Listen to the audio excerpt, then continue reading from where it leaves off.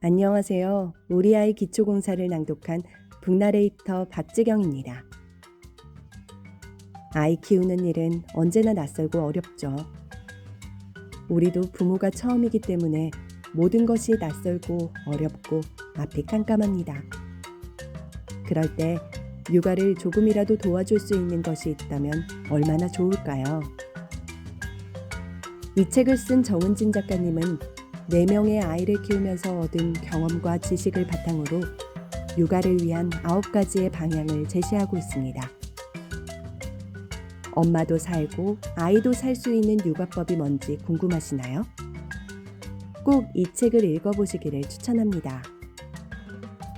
끝이 보이지 않는 터널 같은 육아에 한 줄기 빛이 되어줄 겁니다. 지금 경험해보세요. 오디오펍.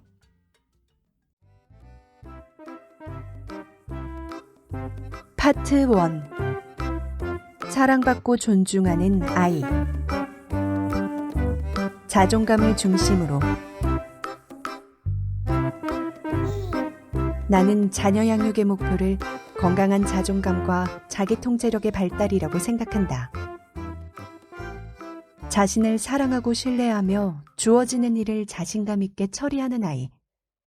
친구 관계, 용돈 사용, 스마트폰 사용, 학습 태도 같은 일상의 영역에서 어느 정도 균형 있게 행동하리라 믿을 수 있는 아이라면 잘 자라고 있는 것이다. 눈앞의 즐거움을 뒤로 미룰 수 있고 유혹에 저항하며 자신의 선택에 책임을 지는 아이로 자란다면 너무나 훌륭하다. 그렇게 성장한 아이라면 자신의 때에 자신만의 색과 향의 꽃을 피우지 않겠는가? 나는 할 수 있어. 나는 소중한 아이야. 자존감이란 스스로 사랑받고 존중받을 만한 소중한 존재이고 삶에서 마주치는 문제를 잘 대처할 줄 알며 맡은 일에 대해 성과를 낼 수 있다고 스스로를 믿는 것이다. 자존감을 처음으로 대중에게 알린 학자 너세니얼 브랜든에 따르면 자존감은 자기 효능감과 자기 존중감이라는 두 기둥으로 설명할 수 있다. 자기 효능감은 나는 할 수 있어 라고 생각하는 것이다. 일상의 작은 성공 경험과 부모의 격려가 축적될 때 만들어진다.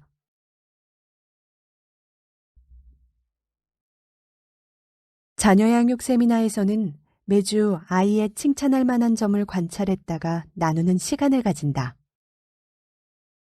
한 엄마가 이야기를 시작했다.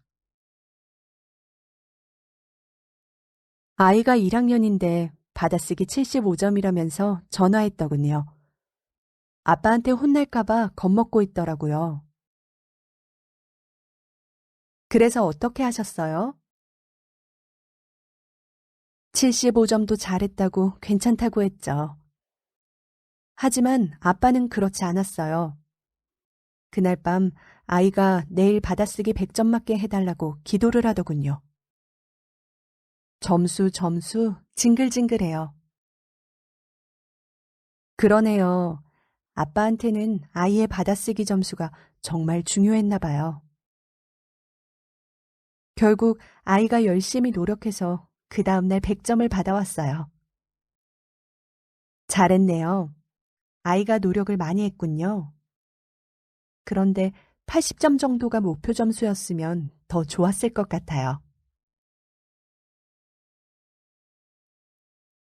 엄마는 아빠의 기대가 아이에게 부담이 될까 걱정하고 있었다. 다행히 아이가 100점을 받아왔지만 아빠의 기대에 아이가 도달하지 못할 때마다 이것밖에 못하냐면서 부담을 준다면 아이는 지치고 힘들다. 아이의 목표를 현재 상황보다 조금만 높게 정하는 것이 좋다. 이때 중요한 것은 부모가 정한 목표가 아닌 아이의 목표여야 한다는 것이다. 그 목표를 성취해가는 과정에서 아이는 조금씩 자기 효능감을 더해갈 것이다. 자존감의 두 번째 기둥은 자기 존중감이다.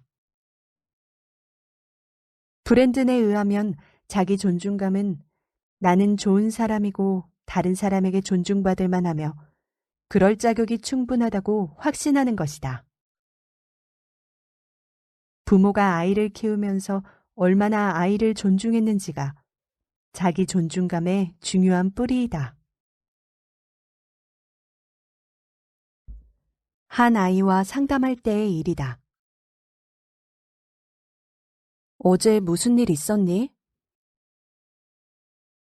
엄마랑 안 좋은 일이 있었어요. 그랬구나. 엄마가 머리를 막 때리는 거예요. 아, 아무리 화가 나셔도 머리를 때리면 기분이 정말 안 좋지. 머리는 때리지 말아달라고 말씀드려야 하지 않을까? 소용없어요. 네가 잘못했는데 머리 좀 때리면 어떠냐고 하시고 왜 태어났냐, 너 같은 게 무슨 인간이 되겠냐면서 소리를 지르세요. 아이는 엄마가 자신에게 던지는 말을 떠올리면서 자꾸 눈물을 흘렸다. 아이는 존중받지 못하고 있었다. 존중하며 말하고 행동한다는 것은 부모가 듣기 싫은 말을 아이에게도 하지 않고 부모가 존중받고 싶은 대로 아이를 대하는 것을 말한다. 아이를 때리면서 울지 말라고 윽박지르고 자주 소리 지르면서 싸우고 술을 마시고 온 집안 식구를 괴롭히는 부모가 만드는 공포스러운 분위기는 자기 존중감을 깎아내릴 수밖에 없다.